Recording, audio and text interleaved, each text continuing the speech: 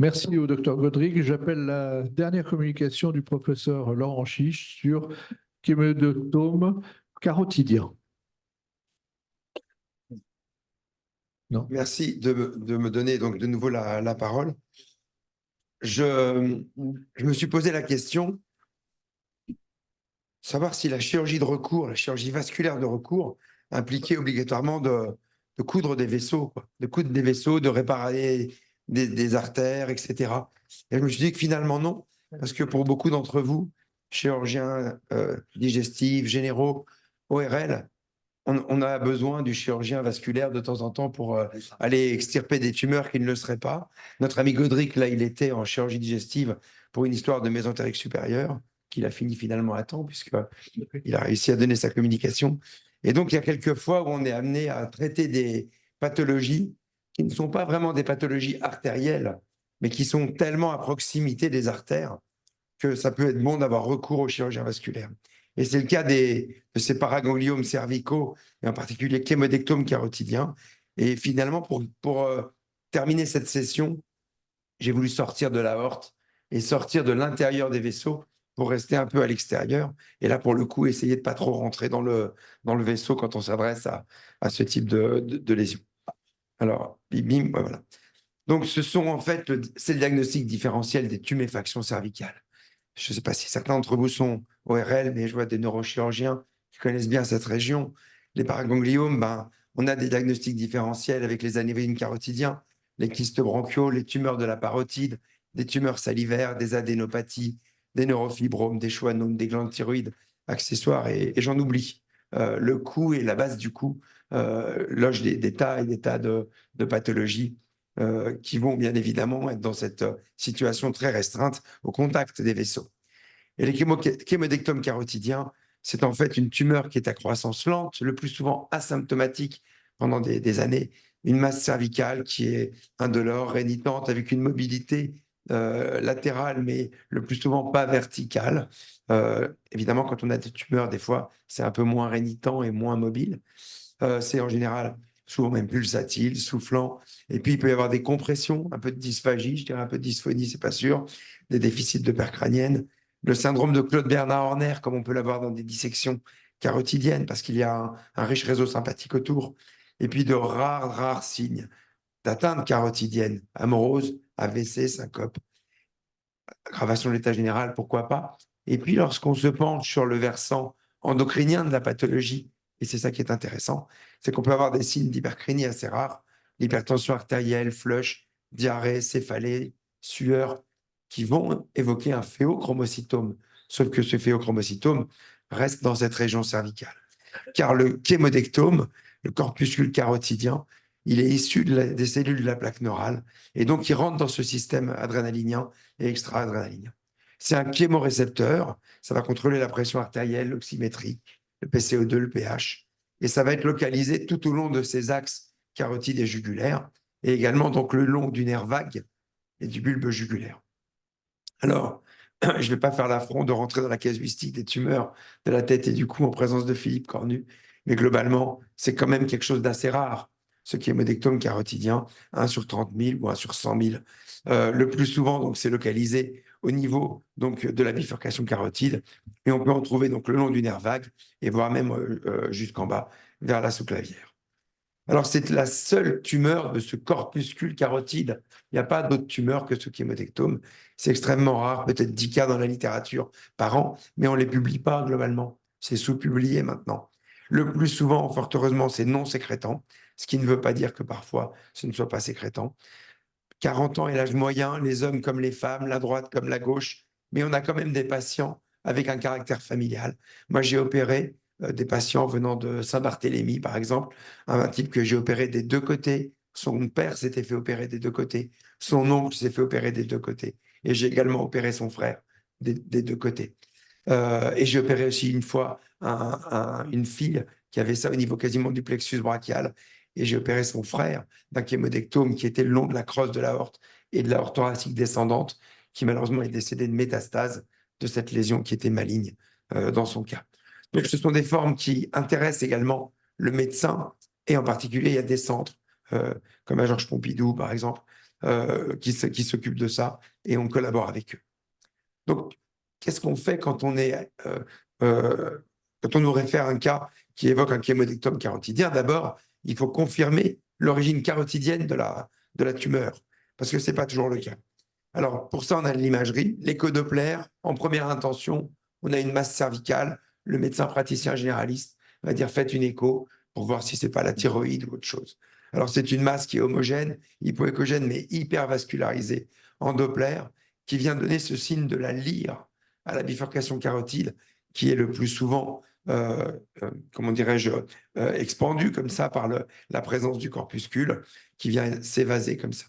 Alors, c'est un peu moins précis pour les paragangliomes du vague, parce qu'on ne voit pas trop d'où ils viennent, et ça permet quand même de différencier avec d'autres tumeurs, comme la parotide, par exemple, choses comme ça. L'imagerie en coupe est très importante, ici, par exemple, pour le scanner. Et quand on a un scanner, on peut des fois tout de suite se dire quand même, vous me l'adressez pour un kémodectome, mais moi, je vois la bifurcation carotide, elle est là, et là, on n'est pas dans la bifurcation, quoi.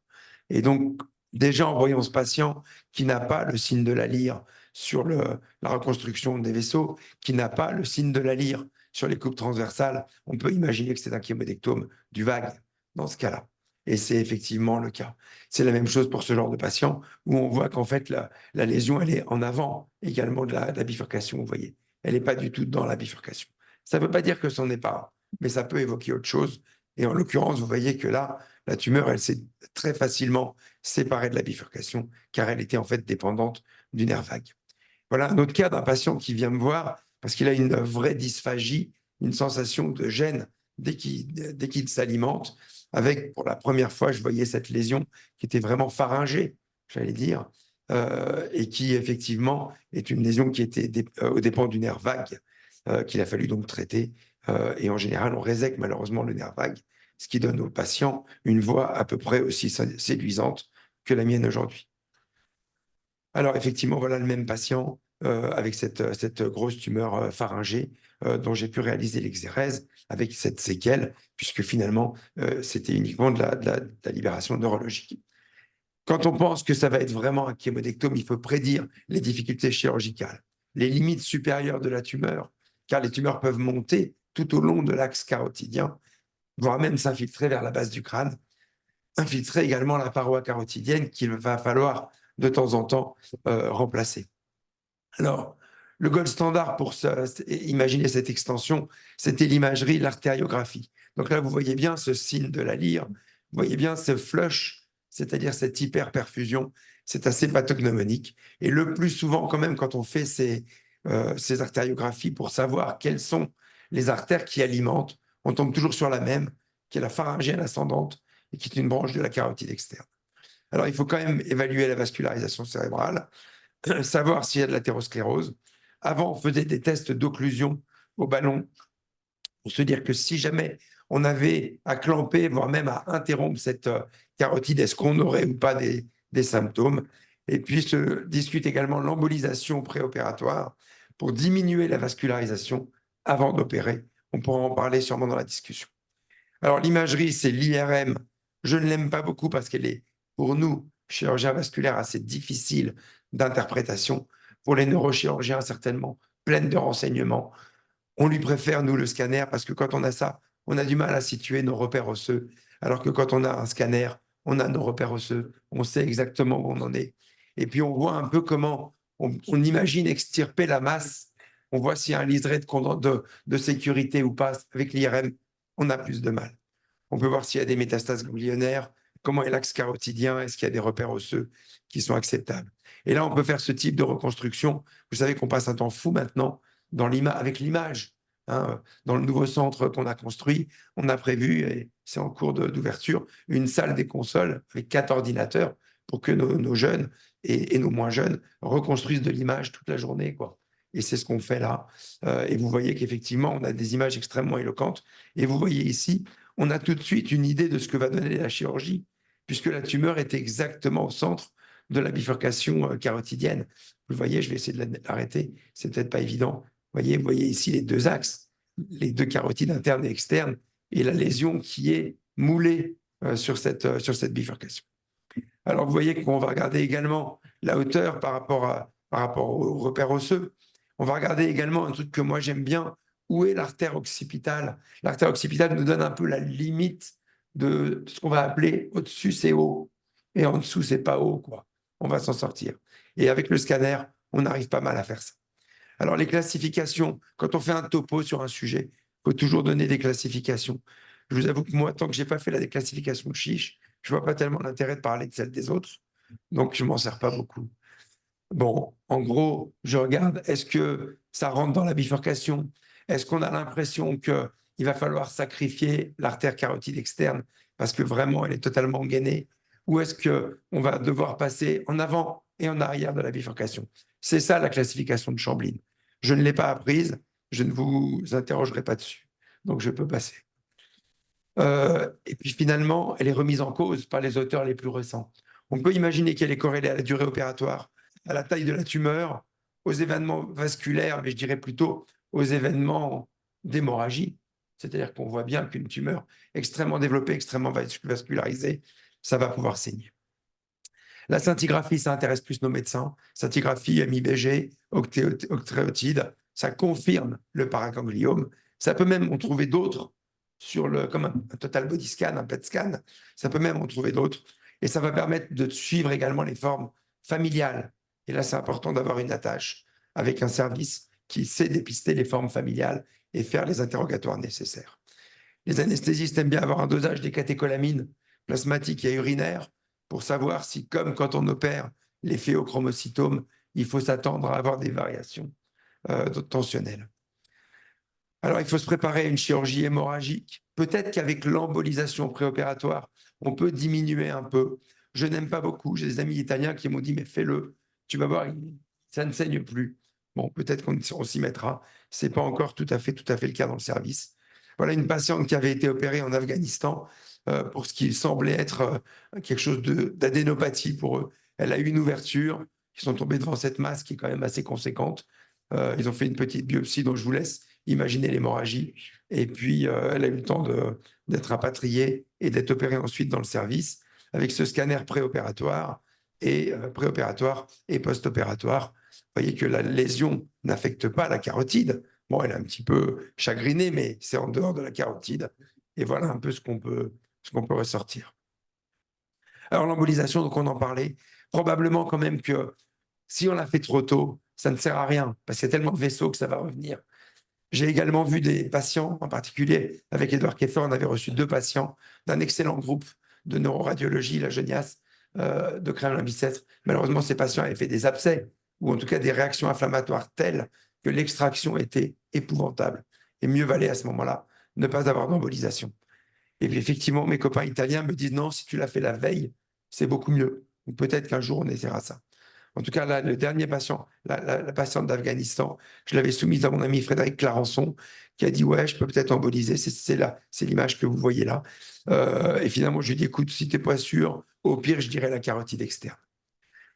Abord chirurgical, il est un peu plus important que pour une chirurgie traditionnelle, où on fait en général des petites incisions maintenant, surtout qu'on a à lutter contre l'angioplastie carotidienne.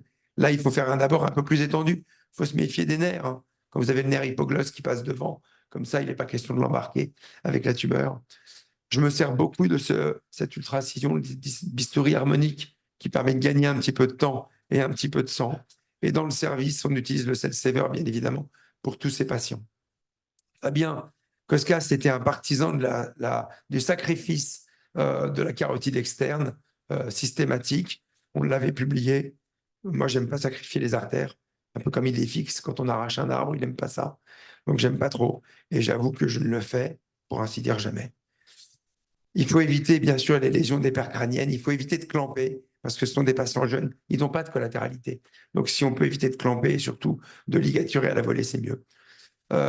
Et bien évidemment, il peut y avoir des complications neurovasculaires. Les complications périphériques, le plus souvent, elles sont transitoires, sauf bien entendu si on rentre délibérément dans les nerfs qu'on voulait éviter. Et puis, de manière très exceptionnelle, il faut traiter les lésions athéroscléroses associées, comme ce patient qui avait une véritable sténose athéromateuse de la carotide au sein de ce qui est modectome. Eh bien, il faut traiter les deux, bien évidemment. Et puis surtout, il faut renoncer lorsqu'on a des séquelles qui sont redoutées. Et à ce moment-là, si vraiment la tumeur monte trop haut, eh ben, on fait appel à la radiothérapie, au gamma knife, qui fonctionne très bien pour ce type de lésion et qui ne donne pas de séquelles épouvantables. Voilà. Et puis, la résection complète doit être la règle. Il faut penser tout de même aux tumeurs malignes, car bien qu'elles soient rares, elles existent. Et quand on a chirurgicalement quelque chose d'un peu plus complexe que d'habitude, il faut appeler le collègue ORL en lui disant qu'est-ce que tu en penses, parce que c'est peut-être d'emblée un cancer. Ça m'est arrivé une fois et c'était le cas. Je vous remercie.